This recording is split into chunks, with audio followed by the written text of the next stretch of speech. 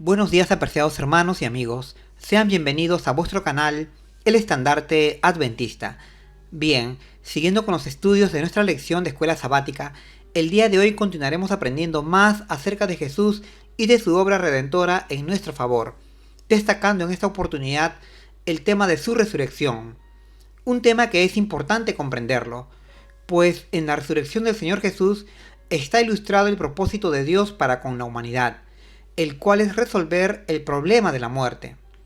Un hecho que involucra a toda la humanidad y que viene como consecuencia del pecado, pues no era el plan de Dios que nosotros muramos, sino que vivamos eternamente. Y en esto se enfoca la obra de Cristo, en resolver este problema, el problema de la muerte, para que por su divina gracia la humanidad pueda vivir eternamente como santos hijos de Dios. Sin embargo, antes de continuar, queremos tener unas breves palabras de oración. Oremos, apreciados hermanos y amigos. Querido y bondadoso Padre Celestial que estás en las alturas de los cielos, te agradecemos por tus cuidados y bendiciones y también por esta grata oportunidad que nos das de estudiar tu santa y buena palabra, la cual es como una luz que nos alumbra en nuestro camino a la Canaán celestial.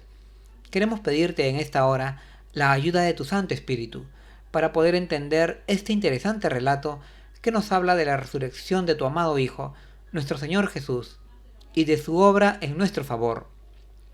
Obra que busca devolvernos la virtud de la vida eterna, virtud que perdimos por la desobediencia de nuestros primeros padres, y que se ha mantenido hasta ahora también por nuestras desobediencias.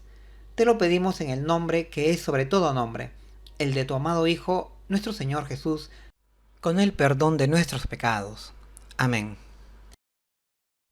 Nuestra lección lleva por título Su resurrección y ascensión, un título que expresa la idea central del presente estudio, pues nos mostrará en las profecías del Antiguo Testamento que el Santo de Dios, es decir, nuestro Señor Jesús, no permanecería sujeto a la muerte o a la tumba, sino que su Padre Celestial le volvería otra vez a la vida, sacándolo del sepulcro, pues él nunca pecó, ya que era santo, por lo que no podía permanecer sujeto a la muerte, y siendo resucitado, fue arrebatado al cielo, para estar junto al trono de Dios.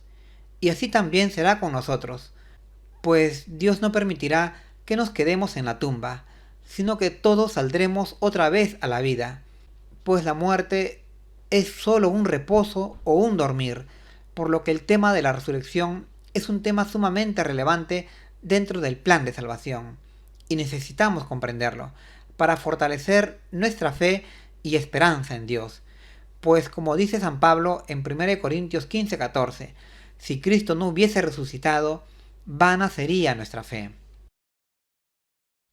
Como texto de introducción, tenemos un interesante fragmento de la página 349 del libro Mi vida hoy, en donde Ellen White, al describirnos a Cristo, nos dice que su interés principal era enseñar el amor paternal del Padre Celestial, así como su abundante gracia y bondad para con su pueblo y para la humanidad en general, por lo que también este debe ser el tema que los ministros de Dios deben también enseñar a la Iglesia, mostrando en la obra de Cristo las bondades de la misericordia y el amor de Dios. Bien, dicho esto, pasemos a desarrollar las preguntas de nuestra lección. La vista más positiva. Pregunta número 1. Aunque es posible que el salmista se preguntara si todo terminaría en la tumba, ¿qué hermosa esperanza expresó? Bien, seguramente el salmista, como la mayoría de seres humanos, creía que la vida terminaba en la tumba o en la muerte.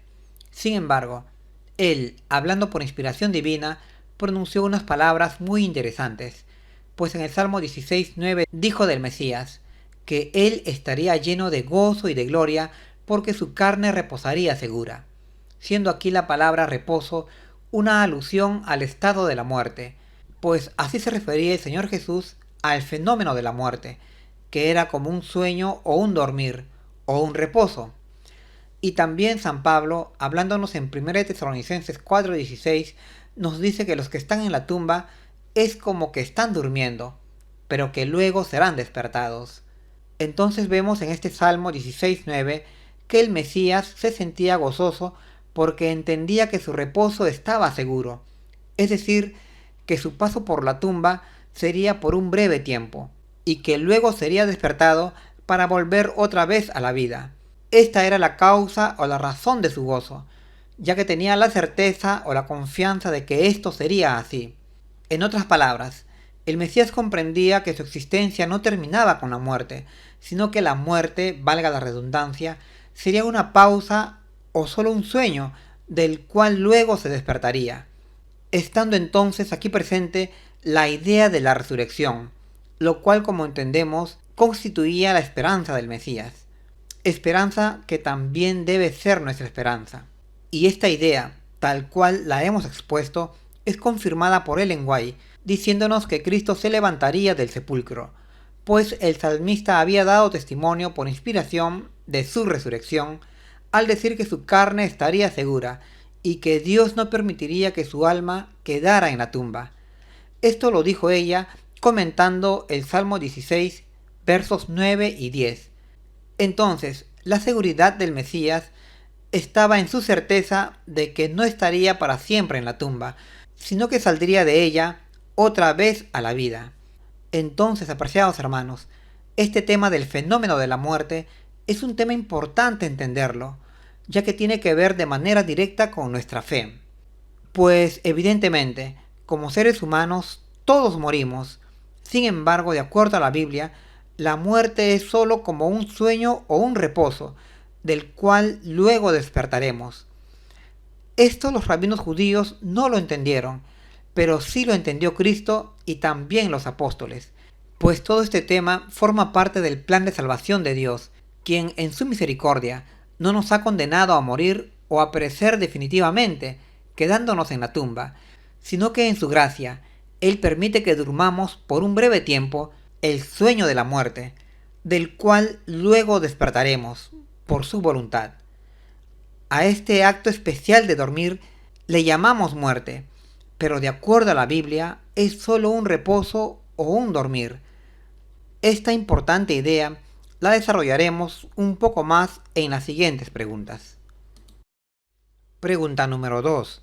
¿Cómo expresó David su seguridad y qué quiso decir cuando escribió que el cuerpo del santo no vería corrupción?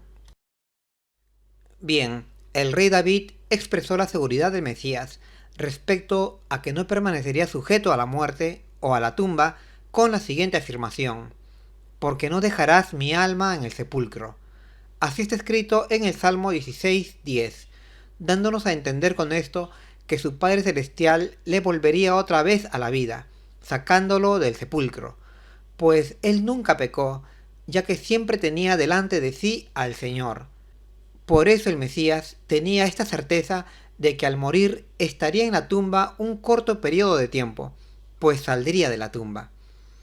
Esta era una expresión que muchos judíos no entendieron, pero sin embargo el apóstol Pedro pudo explicarlo al aplicarlo al Señor Jesús, tal como está escrito en Hechos 2:27, donde nos dijo que la declaración de que su alma no quedaría en el sepulcro se cumplió con Jesús de Nazaret, a quien los judíos mataron crucificándolo en una cruz, pero que sin embargo salió de la tumba al tercer día de su muerte, ya que él resucitó, es decir, volvió a la vida, siendo ellos testigos de este impresionante suceso.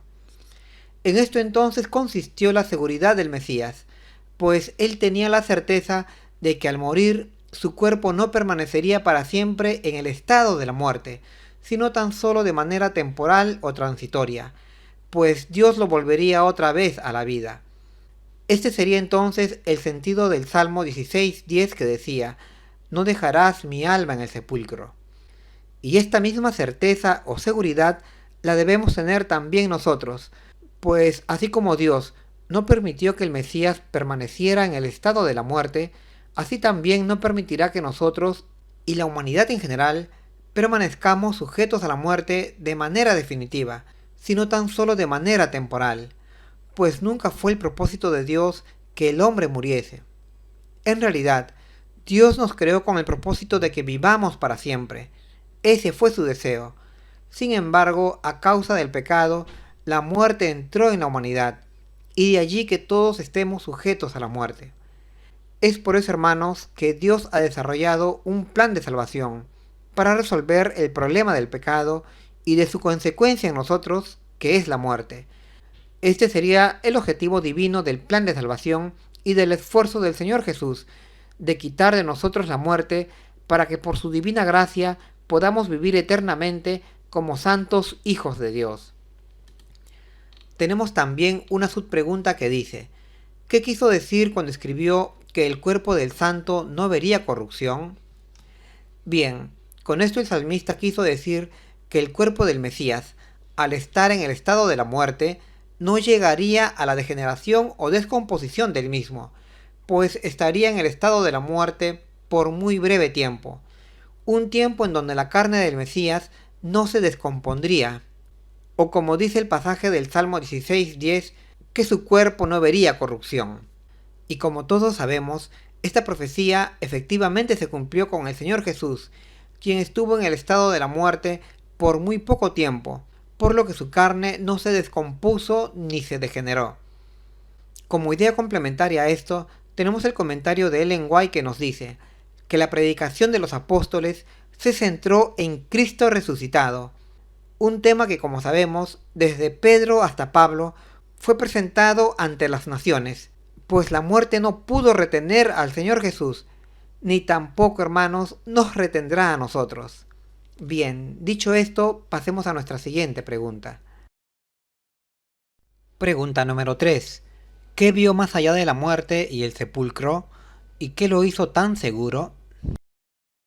Bien, el Mesías vio que más allá de la muerte y del sepulcro había un camino, el camino de la vida. Es decir, el Mesías vio que existía la vida después de la muerte, en el buen sentido de la expresión. Así lo vemos planteado en el Salmo 16:11 que nos dice: «Me mostrarás la senda de la vida, plenitud de gozo hay en tu presencia, delicias en tu diestra para siempre». Es decir, hermanos, el Mesías vio el camino de la vida, el cual lo perdimos en el Edén cuando nuestros primeros padres cayeron en desobediencia, y en consecuencia fuimos sujetos a la muerte. Pero por la gracia y misericordia de Dios, hay una solución para acceder otra vez a la vida eterna, y es estando en la presencia de Dios o junto a Dios, pues como está escrito en el Salmo 16:11, hay plenitud de gozo en la presencia de Dios, delicias para siempre en su diestra, pues el Señor ha preparado un camino para la vida eterna. Recordemos aquellas palabras del Señor Jesús en San Juan 15, versos 4 y 5, aquellas palabras que dicen: «Permaneced en mí y yo en vosotros. El que permanece en mí lleva mucho fruto, porque separados de mí nada podéis hacer». Y esta recomendación del Señor para nosotros se cumplió con Él mismo, pues Él siempre estaba en la presencia de Dios, es decir, del Padre Celestial, y estando así en la presencia de Dios, pudo vencer a la muerte, saliendo a la vida por medio de la resurrección. Tenemos también una subpregunta que dice: ¿qué lo hizo tan seguro? Bien, lo que hacía que el Mesías, es decir, nuestro Señor Jesús, estuviera tan seguro de que volvería a la vida era su conocimiento de Dios, el Padre Celestial, y de sus promesas, pues él sabía que el Señor es un Dios de amor y de bondad, grande en misericordia y compasión, y que no desea la muerte de sus criaturas, sino que ellas vivan. Es por eso que el Señor, confiando en estas promesas de su Padre Celestial, estaba confiado, alegre y dichoso, pleno de felicidad, pues sabía que la muerte a la cual estaba condenado no le retendría, y que saldría del sepulcro a la vida. Además, el Señor también sabía que la muerte era sólo como un reposo o una pausa en el camino, tal como se encuentra registrado en el Salmo 16:9, una pausa o reposo, del cual podemos despertar retomando otra vez la senda de la vida. Y esta seguridad y confianza que tenía el Señor por su conocimiento del Padre Celestial y también de sus promesas, también debe ser nuestra confianza. Pues si llegamos a morir, debemos creer que la muerte no podrá retenernos, pues volveremos a la vida a través de la resurrección. Aquí es pertinente recordar las palabras del profeta Daniel en Daniel 12:2 que nos dice que muchos de los que duermen en el polvo despertarán, es decir, que saldrán otra vez a la vida a través de la resurrección. De manera complementaria, Ellen White nos dice que debemos ser dichosos y felices por estas bondades que Dios ha previsto para nosotros y no mostrarnos tristes, pues es amplio el amor de Dios para con nosotros. Por ello debemos alabar a Dios y servirle con gozo, por esta gran salvación que Él ha preparado para nosotros. Bien, dicho esto, pasemos ahora a nuestra siguiente pregunta. Pregunta número 4. ¿Qué explicación se da a las palabras que escribió David, ni permitirás que tu santo vea corrupción? ¿Y a quién se refieren estas maravillosas palabras? Bien, estas palabras que decían, ni permitirás que tu santo vea corrupción, escritas en el Salmo 16:10, eran una profecía que muchos judíos no entendían o no podían explicar. Algunos lo aplicaban al rey David, pero David seguía en la tumba, tal como todos ellos podían constatarlo. Pero sin embargo, el apóstol Pedro pudo explicar esta profecía al aplicarlo al Señor Jesús, a Jesús de Nazaret, el Hijo de Dios, a quien los judíos mataron en la fiesta de la Pascua, crucificándolo en una cruz, tal como está escrito en Hechos 2:27 al 31.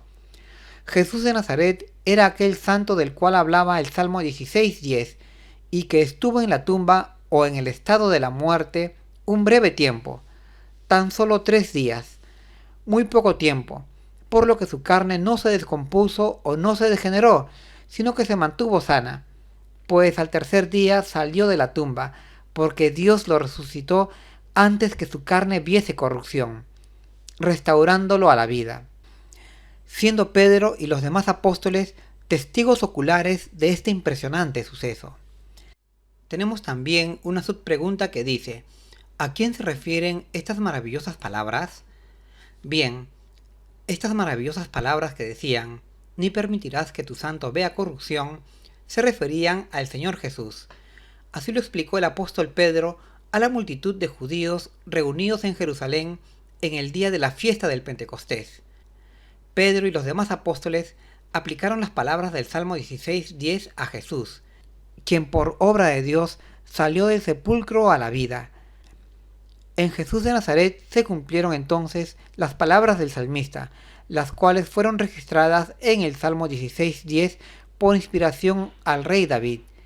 Pues efectivamente, Dios levantó a Jesús de la tumba antes que su cuerpo viera corrupción.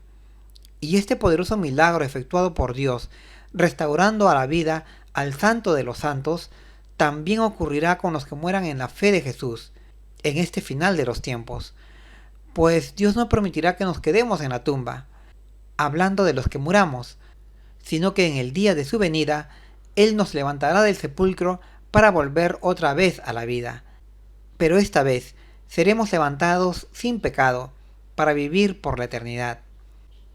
Recordemos aquellas palabras de San Pablo en 1 Corintios 15:14, donde nos dice que si Cristo no hubiese resucitado, vana sería nuestra fe. Confiamos entonces, hermanos, en Dios y en sus maravillosas promesas, pues si llegásemos a morir, con certeza Dios nos sacará de la tumba para volver a vivir. Bien, dicho esto, pasemos a nuestra siguiente pregunta. Testimonios de la resurrección. Pregunta número 5. ¿Qué está escrito sobre la resurrección de Jesús y qué gran acontecimiento le siguió? Bien, lo que está escrito sobre la resurrección del Señor Jesús es lo que los apóstoles proclamaron ante la multitud de judíos reunidos en Jerusalén en el día del Pentecostés, tal como está registrado en Hechos 2, versos 32 al 34, donde en palabras de Pedro se nos dice que fue a Jesús de Nazaret a quien los judíos quitaron la vida, crucificándole. A Jesús fue a quien Dios resucitó de entre los muertos, restaurándole a la vida, y ascendió al cielo para estar a la diestra de Dios, siendo los apóstoles testigos oculares de este maravilloso y extraordinario acontecimiento. Pues Dios no permitió que Jesús de Nazaret, el santo de los santos, permaneciera en el sepulcro, por lo que al tercer día de su muerte le resucitó, trasladándole al cielo y exaltándolo junto a su diestra, como Salvador y Señor. Por lo que ahora tenemos a un Salvador vivo junto al Padre Celestial intercediendo en favor de nosotros. Fue un testimonio asombroso la declaración de los apóstoles, que liderados por Pedro, contaron todas estas cosas que le acontecieron al Señor, primero a los judíos y después a los gentiles, y muchos creyeron a los apóstoles y se convirtieron al Señor. Y de la misma manera, Pablo también basó su predicación en Cristo resucitado, y como está escrito en 1 Corintios 15:14, si Cristo no hubiese resucitado, vana sería nuestra fe, pues nuestra fe descansa no solo en Jesús, sino en Jesús resucitado, un Salvador vivo que aboga por nosotros ante el trono de Dios. Tenemos también una subpregunta que dice, ¿qué gran acontecimiento le siguió? Bien, a este extraordinario acontecimiento de la resurrección del Señor Jesús le siguió también otro gran acontecimiento, ocurrido 50 días después de la resurrección del Señor, y este fue la venida del Espíritu Santo con poder.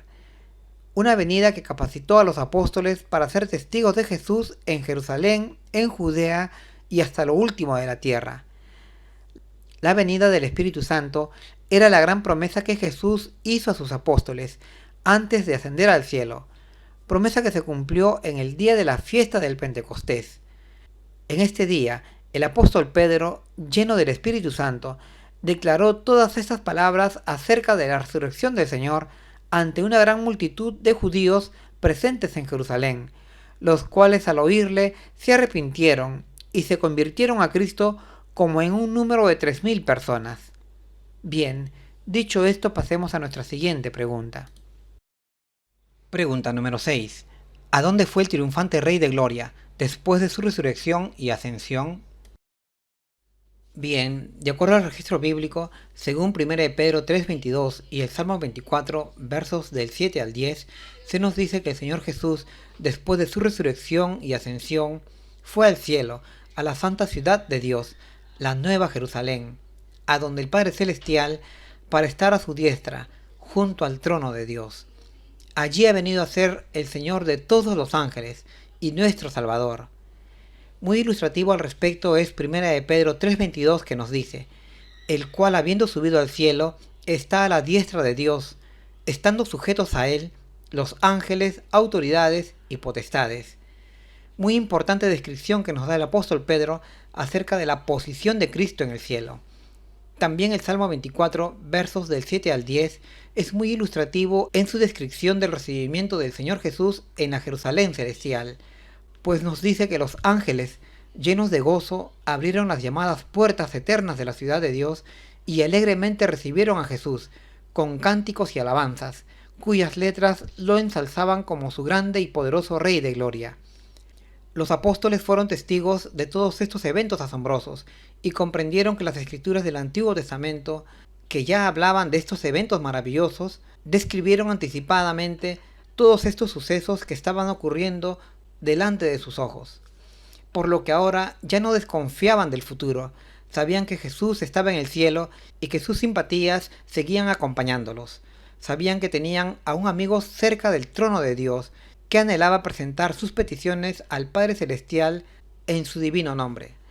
Y esta seguridad que alcanzaron los apóstoles nos los han legado en sus escritos, para que así como ellos, nosotros también confiemos.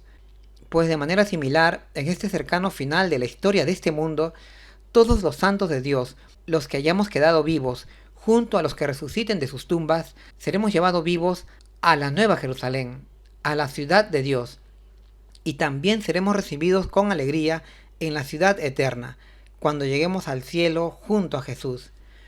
Pues en el cielo, hermanos, hay mucho gozo por cada pecador que se arrepiente.